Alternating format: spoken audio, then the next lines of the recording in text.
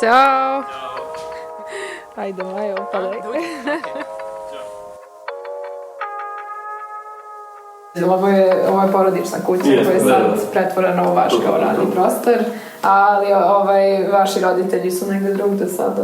Još oni su sad i već u godinama, pa i njima je lakše nekako da održaju manji prostor, a nama je trebao veći prostor. Zato što smo umeđu vremenu, lupam, živjeli smo na Vračaru, pa smo slikali isto u toj jednoj kao sobi koja je bila kao studio / dnevna soba, gde bi morali da lakiramo platno u kuhinji. Znači, nije bilo idealno. Sada, hvala Bogu, ima taj prostor gde je sve nekako na jednom mestu. Ne želi se čovjeka da može stvarno da bude ipak malo normalnije. Ne volim ja da putujem nekako kad moram da radim. Više volim da radim odmah. Imam momente u sred noći kao i sad bi ga uradio, a ne mogu sad da ga uradim. I onda dok dođem sledeće jutro izgubiš taj nekako trip i onda si se nekako propustio priliku. Čak kad imam opciju za veći prostor da kao da moram da putujem, opet bi ovo. Da, ovo mi je idealno u suštini. Mnogo vam je lepo ovde u prirodi zapravo. Nije loše, mora se cima, moram da priznam.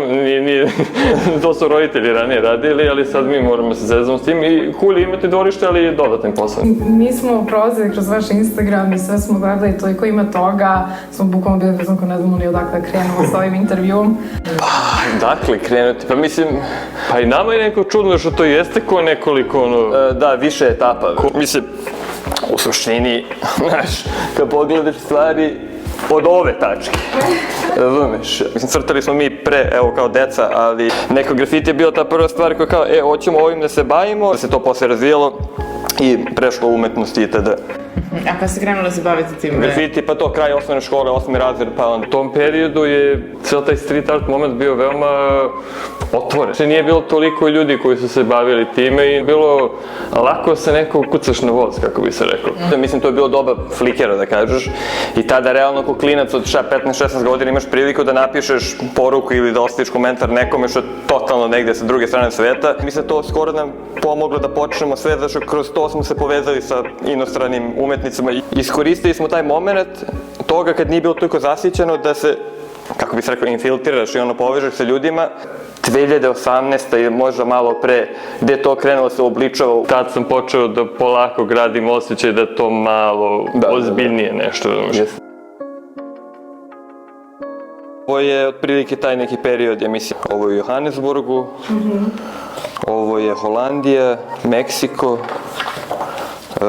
ovo je u Finskoj ovo je ironično u gradu, dakle Nokije, taj Salo se zove mesto. To je meni najzabavnije u Beogradu, da iskoristiš prostor kad je u toj fazi gde nikoga ne zanima, nije dozvoljeno, ali možeš da ga uradiš u suštini. Da, pa evo i sajem i sve. Ja, po meni je ovo prepoznato, mislim, svuda viđam zapravo. Jel da, ja to ne gledam tako, ja čak i ne bi ni sebe stavio u tu kategoriju kao crtač koji sada radi toliko da je ko neka infekcija po gradu. Ja imam pozitivnu reakciju na to, ali generalno... Neki možda ljudi nemaju. Nemaju, da, ne sviđa se to svima, ne sviđa se svima ovo, ali znaš ono što ti kažu kao bi to na svojoj kući uradio, pa mislim i bi. Znači mogu ljudi da se bune i da im se ne sviđa to škrabanje, ali sve dok je donekle kreativno je u suštini u redu, razumiješ.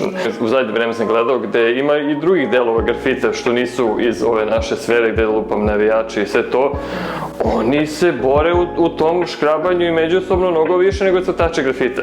Znači skoro je počelo da mi izgleda kao apstraktna umetnost, gde gaze jedan drugog 10 puta jedno preko drugog. Ali mi je zanimljivo zato što bukvalno stvaraju contemporary rad, ali ne znaju da... A onda mi je ovo grafiti tagiranje postalo u odnosu na to kao, pa dobro izgleda. Da, jest. Dobro, a što se mene mi stiče, možemo da napravimo kafu sada. Da pokušamo da napravimo kafu. Bukvalno. U tome je stvar.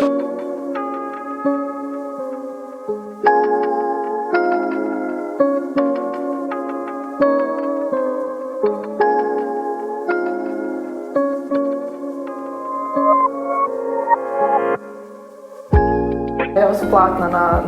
Ovo su platne na kartonu, da. To smo isto skapirali da nije loše da manje formate ponekad radim. Dobro, koristi se dosta trake, no...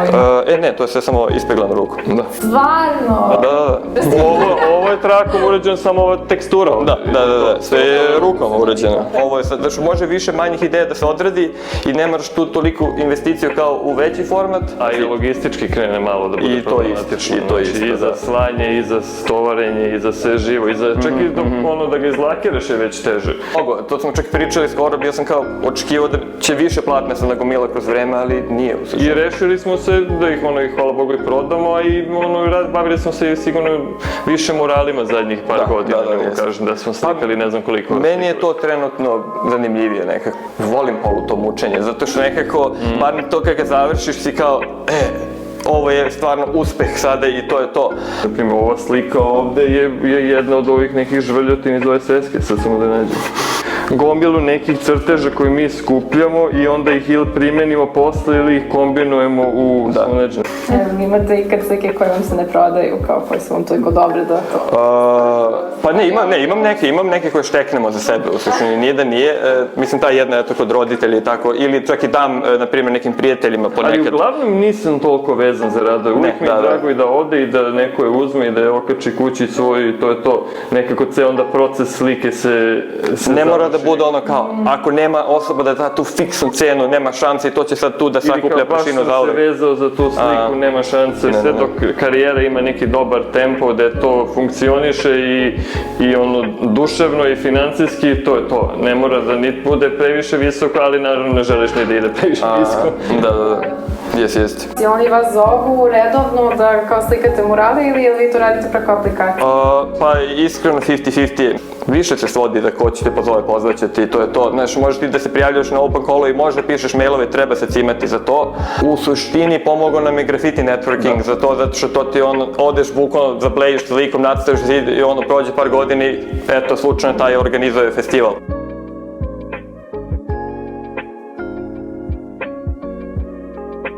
Godina bi se više zaluđivali da uvek to mora da budu kao kvalitetni materijali, sad počne malo da menja mišljenje. Možda si pitala kao kako tako flat? Ovo boje mnogo dobro.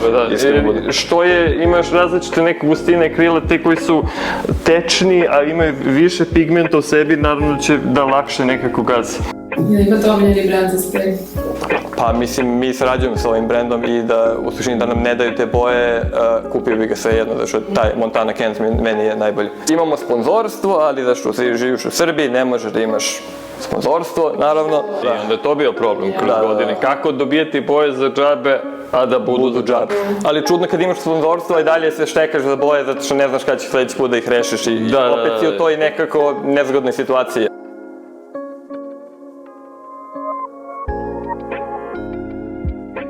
Hteo bi da sarađujem opet sa galerijom, ali mora da bude baš dobra galerija ovaj put. Zato što svako iskustvo do sada je bilo kao ok, ali više je nekako ti moraš da obaviš sve, ništa ti oni ne garantuju. I oni idu tom linijom kao, pa šta ja tebi da garantujem?